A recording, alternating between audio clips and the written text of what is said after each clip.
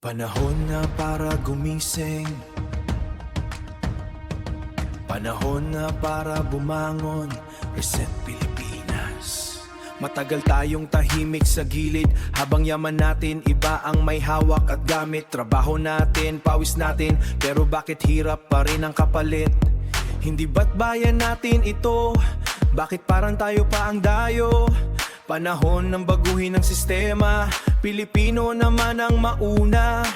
Hindi ayuda, hindi limos, itambagan para sa bukas. Kapag sama-sama ang kilos, walang imposible sa lakas. Reset Pilipinas, tayo ang may-aring bukas. Bawat piso, bawat pangarap, nagiging lakas ng lahat.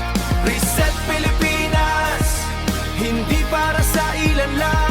Kooner ang mamamayan, Pilipino ang panalo saan man. Magsasaka sa bukid, mangingisda sa dagat, guro at nurse, serbisyong tapat. Driver sa kalsada, tindera sa palengke. Bawat Pilipino may boses, may silbi. Kabataan, op at buong pamilya, kapag pinagsama ang kakayanan, kayang bumuo ng bagong kinabukasan. Ekonomiya natin para sa bayan. Mula sa alat ng Ilocos hanggang Bicolandia, tamis ng Bacolod, Siglang, Cebu, Kaisa ang madla.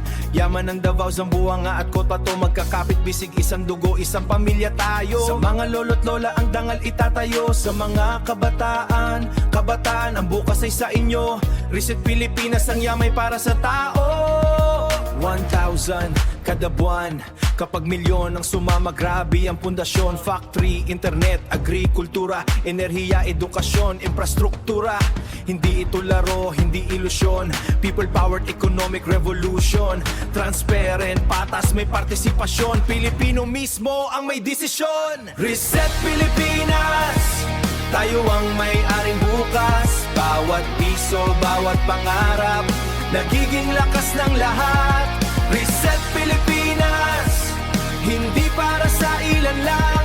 Kooner ang mamamayan, Pilipino ang panalo saan man. Kapag tayo'y nagkaisa, hindi tayo mahirap.